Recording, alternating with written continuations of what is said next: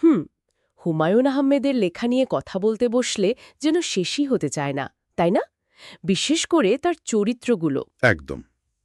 আর আজ আমরা যে গল্পটা নিয়েছি হিমু বাবা, এটা তো হিমু চরিত্রটার একটা অন্যরকম দিক তুলে ধরে। ঠিক।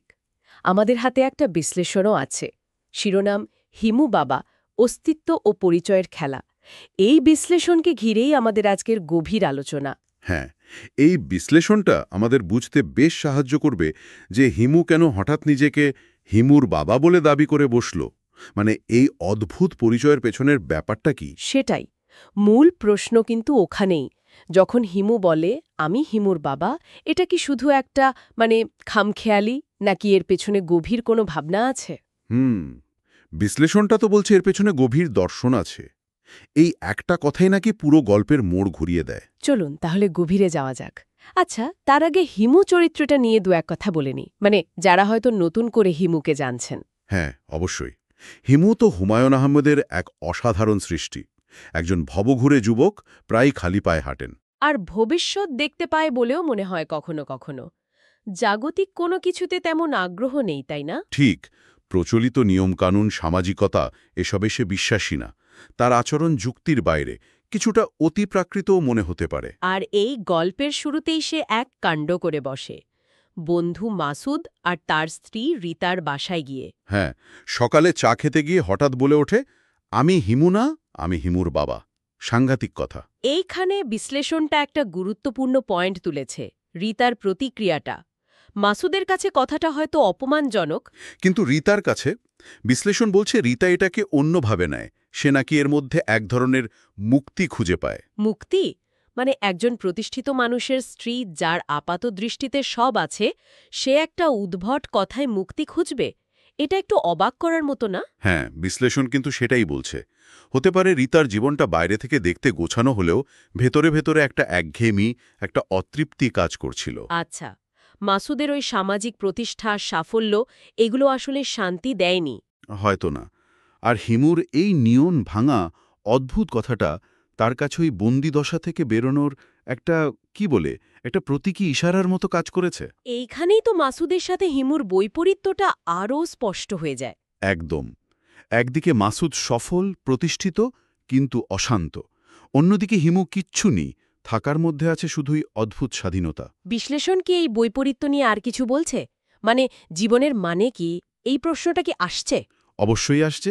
বিশ্লেষণ বলছে এই বৈপরীত্যটাই গল্পের মূল চালিকা শক্তি। জীবনের আসল মানে কি, সামাজিক প্রতিষ্ঠায়, নাকি এই রকম বাঁধন ছাড়া আত্ম আবিষ্কারে? আর হিমুর বাবা হয়ে ওঠা, এটা কি দায়িত্ব এড়িয়ে যাওয়া? বিশ্লেষণ সেটা মনে করে না, বরং বলছে এটা প্রচলিত যে সামাজিক পরিচয়, সেই কাঠামো থেকে নিজেকে সচেতনভাবে বের করে আনার চেষ্টা। দায়িত্বহীনতা নয়, এটা পরিচয়ের ঊর্ধ্বে ওঠার প্রয়াস। হিমুর তো এই বিখ্যাত কথাটা আছে, মানুষ বড় হলে বদলে যায়, আর আমি কিন্তু বড় হতে চাইনি। এটার সাথে কি যোগসূত্র আছে? খুব গভীর যোগসূত্র। বিশ্লেষণ অনুযায়ী এই উক্তিটাই হিমুর মূল দর্শন। বড় হওয়া মানেই তো সামাজিক নিয়ম, দায়িত্ব, পরিচয়ের জালে জড়িয়ে পড়া। আর হিমু সেই জাল ছিঁড়তে চায়। হ্যাঁ, সে এই পরিচিতির স্থিরতা থেকে পালাতে চায়। তাই হিমুর বাবা পরিচয়টা শুধু মিথ্যে নয়, এটা তার নিজের তৈরি হিমু পরিচয় থেকেও পালানোর একটা চেষ্টা। তার এটা একটা একটা খেলা, পরিচিতি নিয়ে খেলা। ঠিক ধরেছেন। বিশ্লেষণ এই খেলা শব্দটার ওপর খুব জোর দিয়েছে। পরিচিতি বা আইডেন্টিটি যে স্থির কিছু নয়, এটা পরিবর্তনশীল, ইচ্ছে মতো গড়া বা ভাঙা যায়। হিমু সেটাই করে দেখাচ্ছে। যখন সে বলে আসল মিথ্যে ছিল নিজেকে হিমু বলা। হ্যাঁ, তখন সে এটাই বোঝায় যে হিমু পরিচয়টাও তার কাছে অন্য সব পরিচয়ের মতোই একটা আরোপিত ভূমিকা, একটা মুখোশ। বাবা পরিচয়টা সেই খেলারই আরেকটা চাল মাত্র। তাহলে গল্পটা জুড়ে যে বারবার পরিচয় সংকট, অস্তিত্বের খোঁজ, জীবনের মানে নিয়ে প্রশ্ন, এগুলো সবই ওই খেলার অংশ। বিশ্লেষণ তো সেরকমই ইঙ্গিত দিচ্ছে। হিমুর সব অদ্ভুত কাজ, কথা, এগুলো আসলে আমাদের চেনাজানা বাস্তবতাকে একটা ঝাঁকুনি দেয়। ভাবতে বাধ্য করে আমরা যে পরিচয়গুলো বয়ে বেড়াই সেগুলো কতটা আসল। গল্পের শেষটা নিয়েও তো কথা বলতে হয়। রাতের রাস্তায় একা হেঁটে যাচ্ছে হিমু আর ভাবছে। হ্যাঁ, ওই লাইনটা, আমি হিমুর বাবা, তবে এই খালি পথ, এই অজানা গন্তব্যই ছিল আমার পরবর্তী প্রতিষ্ঠান।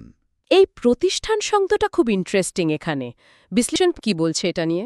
বিশ্লেষণ বলছে এটা আসলে একটা ব্যঙ্গ, যেখানে সাধারণ মানুষ জাগতিক প্রতিষ্ঠানে নিরাপত্তা খোঁজে, হিমুর আশ্রয় হল ওই খালি পথ, ওই অনিশ্চয়তা। এটাই তার তথাকথিত প্রতিষ্ঠান। তার মানে হিমুর বাবা পরিচয়টাও চূড়ান্ত নয়, এটাও ক্ষণস্থায়ী।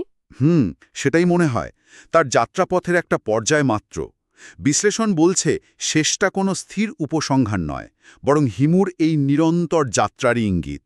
তাহলে যদি পুরো আলোচনাটা একটু গুছিয়ে বলি, হিমু বাবা শুধু একটা গল্প নয়, এটা আসলে পরিচয়, অস্তিত্ব, সত্যি মিথ্যের ভেতরে যে জটিল সম্পর্ক, তা নিয়ে একটা গভীর ভাবনা। একদম। হিমুর একটা আপাত সাধারণ মিথ্যার আড়ালে লেখক জীবনের খুব মৌলিক কিছু প্রশ্ন দাঁড় করিয়ে দিয়েছেন। আর মূল উপলব্ধিটা শায়েদ এটাই যে গল্পটা আমাদের নিজেদের দিকে তাকাতে বলে। আমরা কে, আমাদের পরিচিতি কতটা সত্যি, কতটা বানানো। ঠিক। জীবনের মানে খুঁজতে গিয়ে আমরা যে পথে হাঁটি তার শেষ কোথায়, এই প্রশ্নগুলো বারবার ফিরে আসে। আলোচনা প্রায় শেষের দিকে। আচ্ছা, শেষ করার আগে একটা প্রশ্ন রেখে যাই, কি বলেন? হ্যাঁ, অবশ্যই। আমরা তো জীবনে কত ভূমিকাই পালন করি, সন্তান, বন্ধু, সহকর্মী, আরও কত কি। কিন্তু এই সব পরিচয়ের আড়ালে আসল আমি বলে কি কিছু থাকে? নাকি আমরাও কখনো কখনো হয়তো অজান্তেই হিমুর মতো এক পরিচয় থেকে বাঁচতে অন্য পরিচয়ের মুখোশ পরি? ভাবনার বিষয়। খুবই গুরুত্বপূর্ণ একটা প্রশ্ন।